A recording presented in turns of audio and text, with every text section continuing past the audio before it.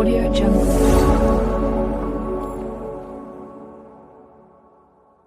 Hello friends, welcome to our channel CNA nursing academy. आपको पता है कि आरआरबी का एग्जाम की डेट्स नजदीक आ रही है, तो हमें भी अपनी प्रिपरेशन थोड़ी स्ट्रांग करनी पड़ेगी। उसके लिए आज हम लाए हैं आपके लिए नर्सिंग सुपरिटेंडेंट का पीडीएफ पेपर, जिसमें हम वन बाय वन सारे क्वेश्चंस को देखेंगे। इन क्वेश्चंस में दो तरह के क्वेश्चंस होते हैं, नर्सिंग और नॉन नर्सिंग। तो हमने दोनों टाइप के क्वेश्चंस के लिए, वैसे इसमें मिक्स क्वेश्चंस हैं, बट हमने नर्सिंग पार्ट इस वीडियो में लेंगे और नॉन नर्सिंग के लिए अलग वीडियो बना रहे हैं। अब इसमें क्या है, 1.5 घंटे का पेपर होगा, यानी कि 90 मिनट्स पूरी। उसमें 100 क्वेश्चंस होंगे और 100 क्वेश्चंस 100 मार्क्स के ही होंगे, यानी कि हर क्वेश्चन के लिए 1 मार्क। तो हमें सारे ही क्वेश्चंस बहुत ध्यान से करने हैं। अब हम वन बाय वन सारे क्वेश्चंस को देखेंगे। ये सारी इंस्ट्रक्शंस दी हुई हैं पेपर से रिलेटेड, या आपने ओएमआर शीट कैसे भरनी है उसकी सारी इंफॉर्मेशन इसमें दी हुई है। अब हम चलते हैं क्वेश्चंस की तरफ। The reason why lipstick and nail polish is removed before surgery is, क्यों रिमूव करते हैं नेल पॉलिश और lipstick? Surgery becomes easier, surgery become more successful, psychological benefits to the patient, या साइनोसिस इज चेक्ड? ये हम सबको पता है, बहुत इजी क्वेश्चन है। देखो, सर्जरी इजी या सक्सेसफुल होने का हमारे नेल पेंट और लिपस्टिक वगैरह से कोई कोरिलेशन नहीं होता। इसके लिए आंसर है साइनोसिस इज चेक्ड। नेल्स, हमारे लिप्स, अगर वो ब्लू डिस्कलरेशन होती है तो हमें पता चलता है कि पेशेंट को साइनोसिस हो रहा है। तो इसके लिए ये सब बिफोर सर्जरी रिमूव करने होते हैं। हमारा नेक्स्ट क्वेश्चन है, in which organ does the maximum absorption of iron takes place? अब आयरन का हमारी बॉडी में, यानी कि जो भी हमारा जीआई सिस्टम है, उसमें सबसे ज्यादा एब्जॉर्प्शन कहाँ होता है? स्टमक, स्मॉल इंटेस्टाइन, कोलन या लीवर? तो स्मॉल इंटेस्टाइन में, ड्यूडेनम में सबसे ज्यादा एब्जॉर्प्शन होता है इसका। Then next question, if the gut motility is increase, then अगर हमारी गट मतलब हमारी इंटेस्टाइन, उसकी मोटिलिटी इंक्रीज हो जाती है तो क्या होगा? Drug absorption is decreased, drug absorption is increased, drug absorption is not affected, या nothing definite can be set? मतलब या तो ड्रग का, अगर आपकी गट मोटिलिटी इंक्रीज है तो एब्जॉर्प्शन डिक्रीज हो जाएगा, या इंक्रीज हो जाएगा एब्जॉर्प्शन भी दवाई का, या उससे कोई फर्क नहीं पड़ता, या आप कुछ कह ही नहीं सकते। ऐसा नहीं है, जब भी हमारी गट की मोटिलिटी इंक्रीज होती है तो हमारा जो ड्रग एब्जॉर्प्शन है वो डिक्रीज हो जाता है। Which of the following is not a symptom of depression? इनमें से कौन सा डिप्रेशन का सिम्टम नहीं है? Loss of interest in daily activities, delusion of guilt, suicidal ideas, और डेल्यूजन ऑफ ग्रैंडियोसिटी। देखो, इनमें जो पहले 3 ऑप्शंस हैं वो तीनों डिप्रेशन के सिम्टम्स हैं। ठीक है, पेशेंट्स नेगेटिव रहता है, उसकी सारी एक्टिविटीज वो सब कम हो जाती हैं। जबकि जो 4th ऑप्शन है, delusion of grandiosity, delusion of grandiosity में क्या होता है? पेशेंट बहुत खुश रहता है, उसको लगता है वही राजा है। मतलब ये किसका है सिम्टम? मेनिया का, डिप्रेशन का नहीं है। तो D is the right answer. The permanent stopping of the menstrual cycle in women is called, जब फीमेल्स में जो मेंस्ट्रुअल साइकिल है वो बिल्कुल रुक जाती है, परमानेंटली स्टॉप हो जाती है, उसको क्या कहते हैं? मीनोपोज, मिनार्की, डिस्मेनोरिया या एमिनोरिया? देखो, मिनार्की मीन्स जब आपके पीरियड स्टार्ट होते हैं, डिस्मेनोरिया मीन्स जब पेनफुल मेंस्ट्रुएशन होते हैं, amenorrhoea means absence of menstruation. तो मीनोपोज क्या होती है? मीनोपोज वो स्टेज होती है जिस टाइम पे हमारे पीरियड्स बिल्कुल स्टॉप हो जाते हैं। तो ए इज द आंसर। उसके बाद है, after menopause in women the chances of her developing osteoporosis increase because of, जैसे ही औरतों में मीनोपोज आता है उनको ओस्टियोपोरोसिस होने के चांसेस बढ़ जाते हैं। क्यों? Decrease in oestrogen level, increase in oestrogen level, decrease in LH level यानी कि ल्यूटिनाइजिंग हार्मोन लेवल, या डिक्रीज इन एफएसएच लेवल? तो इसमें क्या है? Decrease in oestrogen level. Oestrogen level जो है हमारी बॉडी में कम हो जाता है जैसे ही मीनोपोज होता है। उसकी वजह से क्या होता है कि जो बॉडी में कैल्शियम बन रहा होता है वो बिल्कुल बंद हो जाता है, तो आपको सारा बाहर से ही लेना पड़ता है। तो काफी फीमेल्स बाहर से नहीं लेती हैं कैल्शियम, उसकी वजह से क्या होता है कि बोन्स में से कैल्शियम यानी कि ऑस्टियोपोरोसिस होना शुरू हो जाता है। So it is the main reason, a is the answer. अब हमारा जैसे ये सब जो हमारा नॉन नर्सिंग क्वेश्चन है मैं उसको छोड़ती हुई चली जाऊंगी, वो हम नेक्स्ट वीडियो में लेंगे। सिर्फ नर्सिंग पार्ट आज मैं इस वीडियो में कवर कर रही हूँ। The process of taking food into the digestive system is, जो प्रोसेस जब of taking food in the, जब डाइजेस्टिव सिस्टम होता है उसमें डिफरेंट डिफरेंट स्टेजेस पे हम डिफरेंट नाम देते हैं। तो जो हम फूड लेते हैं उस स्टेज को क्या कहते हैं? इंजेशन, प्रोपल्शन, डाइजेशन या एलिमिनेशन। उस स्टेज को कहा जाता है इंजेशन, मतलब इंजेक्ट किया है फूड, डाला है। तो ए इज द आंसर। ठीक है, next question. The commonest cause of maternal morbidity in India. Morbidity क्या होती है? बीमारी। और मोर्टेलिटी क्या होती है? डेथ। तो मदर में जो बहुत ज्यादा डिसीजेज होती हैं, बीमारियां होती हैं, उसका सबसे बड़ा कॉज क्या है? एनीमिया, हेमरेज, एबॉर्शन या सेप्सिस। देखो, फीमेल्स में जो सबसे ज्यादा प्रॉब्लम होने का रीजन होता है अनीमिया, अर्ली स्टेज पे ही। उसके बाद अनीमिया की वजह से बहुत सारी प्रॉब्लम्स हो सकती है। तो मैटरनल मोर्बिडिटी का सबसे बड़ा रीजन होता है अनीमिया, क्योंकि फीमेल्स, गर्ल्स ही जो होती है ना, जैसे पीरियड स्टार्ट होता है पहले ही कम रहता है, प्रॉपर न्यूट्रिशन भी नहीं मिलता। धीरे धीरे जैसे जैसे वो बड़े होते हैं, पीरियड्स भी स्टार्ट हो जाते हैं, तो उनकी बॉडी में और ज्यादा जो होता है हीमोग्लोबिन कम होता जाता है। और अनीमिया में ही वो लेटर ऑन क्या करते हैं? प्रेगनेंसी होती है और ज्यादा ब्लड कम हो जाता है। तो it is the main reason for so many diseases.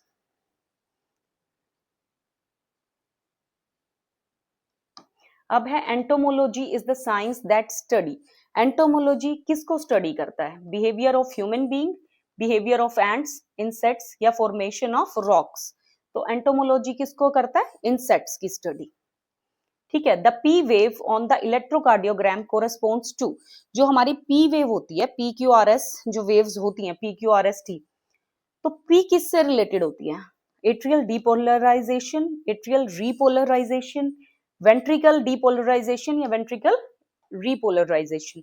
देखो, पी वेव हमारी स्टार्टिंग होती है और हमारे जो भी हार्ट के चैम्बर्स में सबसे पहला क्या आता है? एट्रियम। तो ये एट्रियल डीपोलराइजेशन से रिलेटेड होती है। According to the World Health Organization, low birth weight means a weight of less than।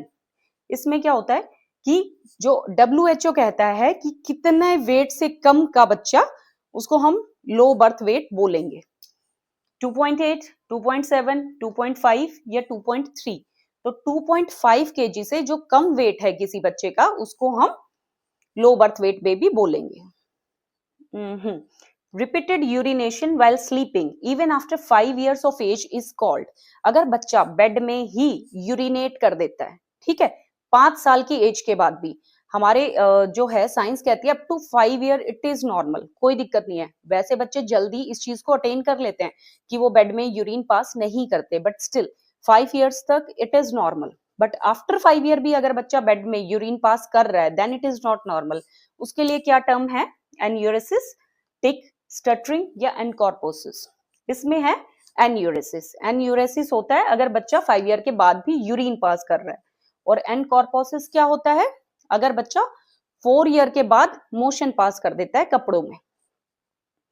ठीक है, commonest cause of neonatal morbidity in India is. अभी हम पूछ रहे थे मैटरनल मॉर्बिडिटी का रीजन। अब है बच्चों में जो नियोनेट्स होते हैं, यानी कि up to 1 year of age के बच्चे होते हैं, उनमें बीमारियों का रीजन क्या होता है?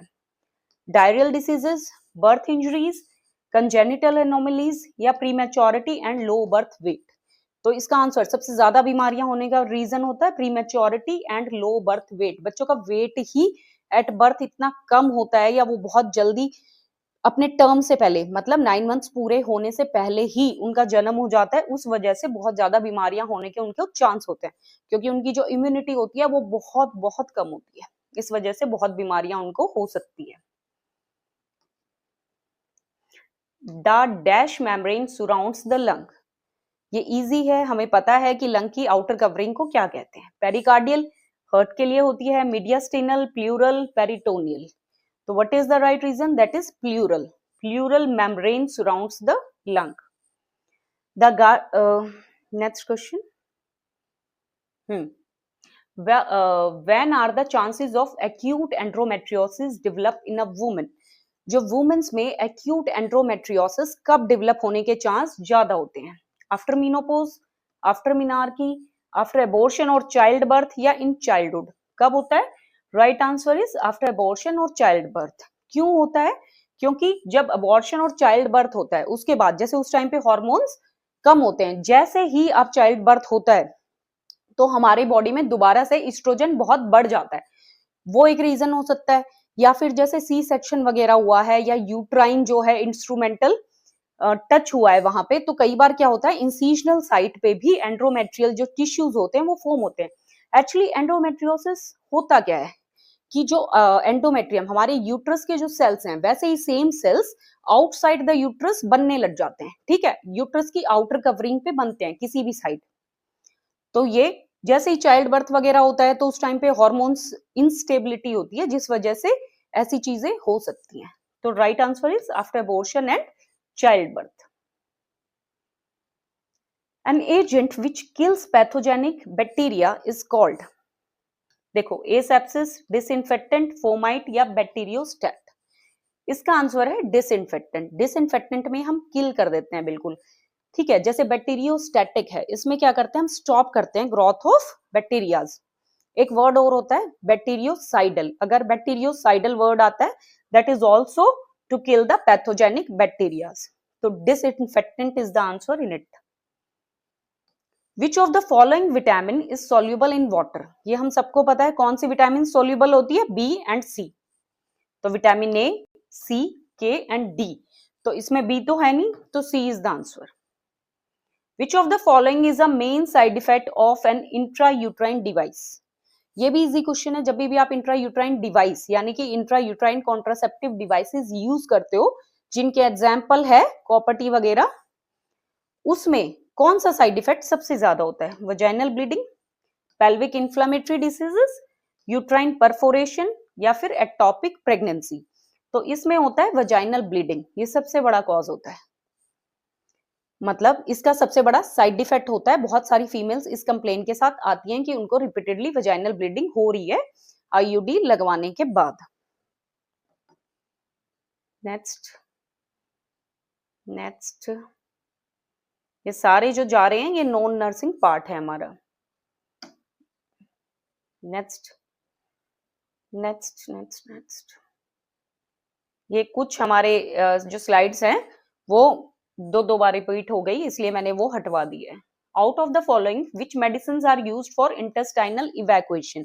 इंटेस्टाइनल इवैक्यूएशन मींस इंटेस्टाइन को साफ करने के लिए कौन सी मेडिसिन यूज होती है? कैथार्टिक्स, कार्मिनेटिव, एस्ट्रिंजेंट्स या एंटीमाइकोलाइटिक्स?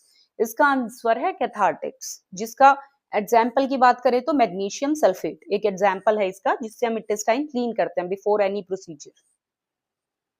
Which complication of IV infusion can cause pulmonary edema और heart failure? देखो, जब भी आप IV infusion करते हो उसका कौन सा कॉम्प्लिकेशन है जिसकी वजह से पल्मनरी एडिमा यानी कि आपके लंग्स में स्वेलिंग या फिर हार्ट फेलियर हो सकता है?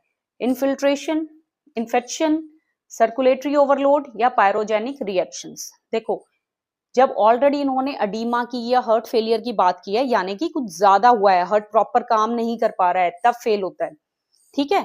तो इसका आंसर है सर्कुलेटरी ओवरलोड। अगर बहुत ज्यादा फ्लूइड दे दिया है तो हमारे लंग्स और हार्ट में एकदम से प्रॉब्लम हो जाएगी।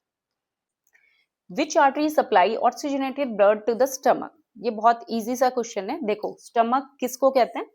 Carotid artery, gastric artery, coeliac artery या सिफेलिक आर्टरी? तो स्टमक के लिए हम यूज करते हैं gastric word.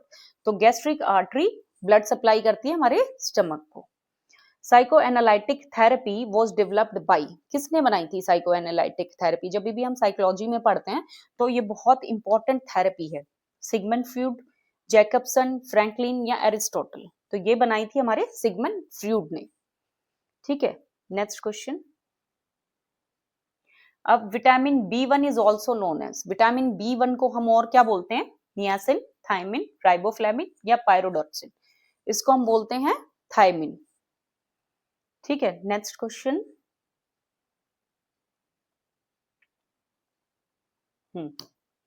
What is the main reason for angina pectoris? Angina pectoris जो होता है उसका मेन रीजन क्या है? न्यूरोलॉजिकल डिसीज है, गैस्ट्रिक डिसीज है, रेस्पिरेटरी डिसीज है या कार्डियक डिसीज है। ऑलरेडी हम अपनी कार्डियक वाली जो हमने कार्डियोवास्कुलर सिस्टम की वीडियो बनाई है पूरी सिस्टम से रिलेटेड, उसमें भी बताया एंजाइना पेक्टोरिस किससे रिलेटेड होता है, कार्डियक डिसीजेस से। ठीक है, नेक्स्ट क्वेश्चन है which is the best test for detecting liver dysfunction. जब भी लीवर डिसफंक्शन है तो सबसे पहले हम कौन सा टेस्ट बेस्ट होता है, जिसपे हम सबसे ज्यादा रिलाय कर सकते हैं, वो कौन सा है, serum albumin, serum bilirubin, SGPT या प्रोथ्रोम्बिन टाइम। उसमें सबसे रिलायबल होता है प्रोथ्रोम्बिन टाइम। ठीक है, अब है जी what should be the temperature of water used for cold sponging. जब भी आपको बहुत हाई ग्रेड फीवर है, कोल्ड स्पंजिंग करनी पड़ती है, तो उसके लिए कितना टेम्परेचर होना चाहिए। एकदम से बर्फ वाला पानी यूज नहीं करते हैं इसमें। 98 degree Fahrenheit, 105 degree Fahrenheit, 70 degree Fahrenheit या 0 डिग्री फ़ारेनहाइट। तो इसमें हम यूज करते हैं 70 डिग्री फ़ारेनहाइट। बिल्कुल चिल्ड नहीं होता, नॉर्मल से थोड़ा ठंडा होता है। Next question, which nutrient is not found in eggs. Eggs में कौन सा न्यूट्रिएंट नहीं होता है, carbohydrate and vitamin C, protein and calcium, fat and vitamin D, protein and iron. देखो इनमें सीधा सा आंसर है कार्बोहाइड्रेट एंड विटामिन सी, ये नहीं मिलता है हमारे एग्स में। ठीक है, atmospheric pressure is most important in the process of. Atmospheric किस चीज में बहुत इंपॉर्टेंट होता है, ब्लड फ्लो के लिए, मिचुरेशन यानी कि यूरिन पास करने के लिए, रिप्रोडक्शन के लिए या ब्रीदिंग के लिए। तो एटमॉस्फेरिक प्रेशर किससे रिलेटेड होता है, एयर से। तो एयर का कंसेप्ट इसमें से कौन सी चीज है, ब्रीदिंग। तो ब्रीदिंग के लिए एटमॉस्फेरिक प्रेशर बहुत इंपॉर्टेंट होता है। Next, the goal of management of glaucoma is. Glaucoma एक डिसीज होती है जिसमें क्या होता है कि इंट्रा जो ऑक्यूलर प्रेशर होता है वो इंक्रीज हो जाता है। तो हमको क्या करना है, इसका मैनेज करने का गोल क्या होता है, only to increase the inflow of aqueous humours, only to increase the outflow of aqueous humour, only to increase the production of aqueous humours. अब इसके प्रोडक्शन को हम इंक्रीज करना चाह रहे हैं या इनफ्लो को इंक्रीज करना है, आउटफ्लो को इंक्रीज करना है, ये सारे करते हैं इनमें। इसमें हम क्या करते हैं, इसके आउटफ्लो को बढ़ाते हैं। ठीक है, आउटफ्लो बाहर निकालना, जो एक्वस ह्यूमर है उसको बाहर बढ़ाने को इंक्रीज करा जाता है। ग्लूकोमा का मेन मैनेजमेंट इसी चीज पे डिपेंड करता है। नेक्स्ट, ये सेम स्लाइड रिपीट हो रही है। Next,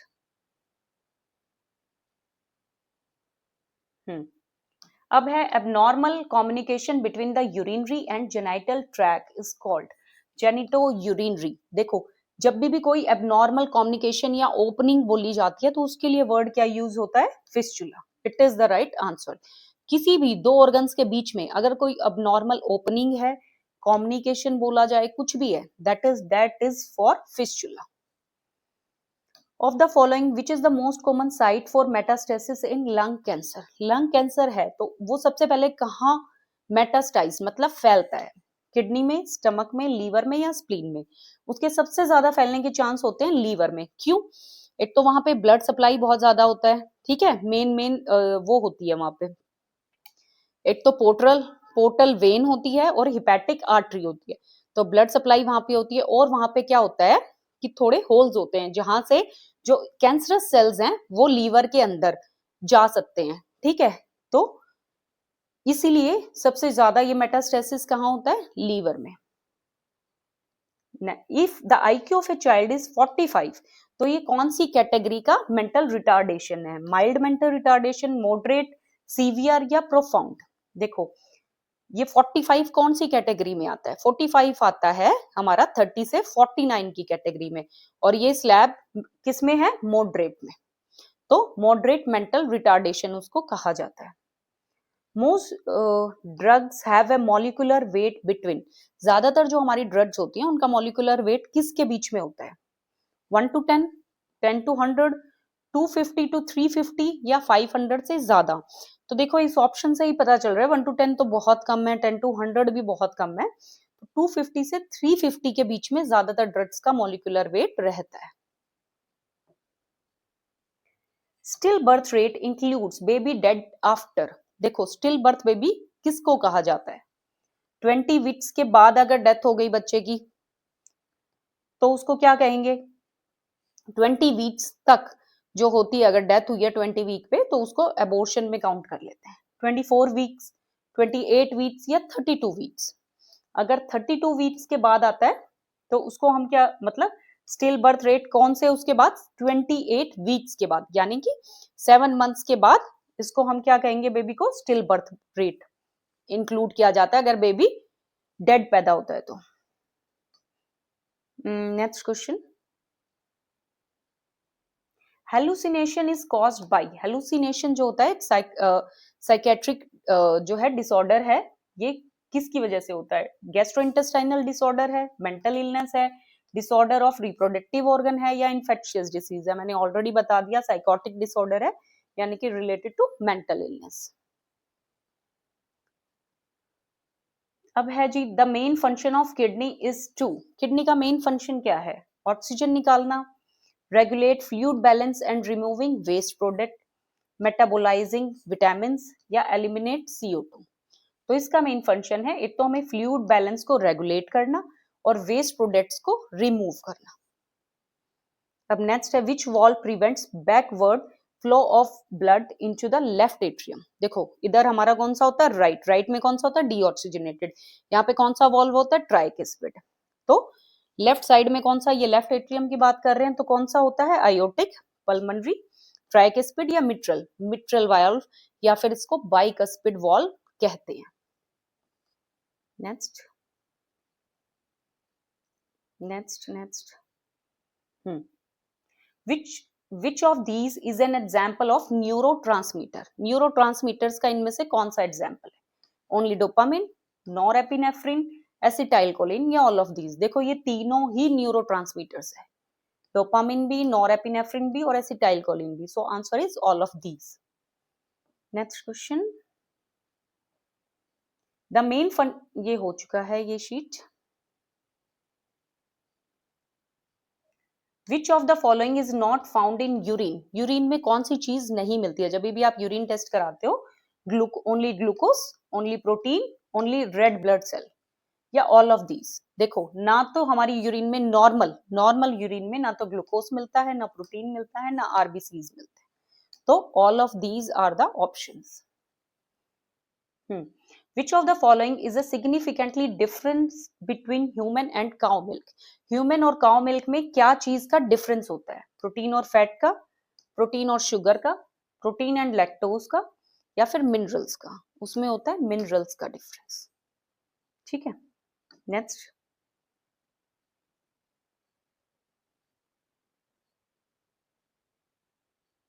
next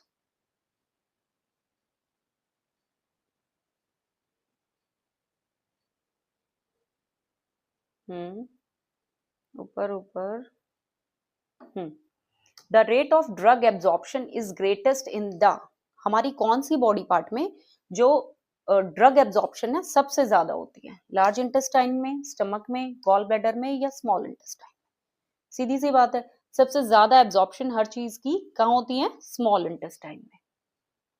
next question, the destruction of alveolar wall is called, जो एल्वियोलाइज है हमारे लंग्स के अंदर, अगर उसकी वॉल डिस्ट्रक्ट हो जाती है तो उस वो किसमें? एम्पाइमा, ब्रोंकाइटिस, एम्फाइसीमा, या फिर लंग एप्सिस, उसको क्या कहते हैं? एम्फाइसीमा। इसमें क्या होता है कि जो सरफेस एरिया है वो कम रह जाता है और लंग्स प्रॉपर्ली एक्सपैंड नहीं हो पाते हैं इसमें। ठीक है, एम्फाइसीमा।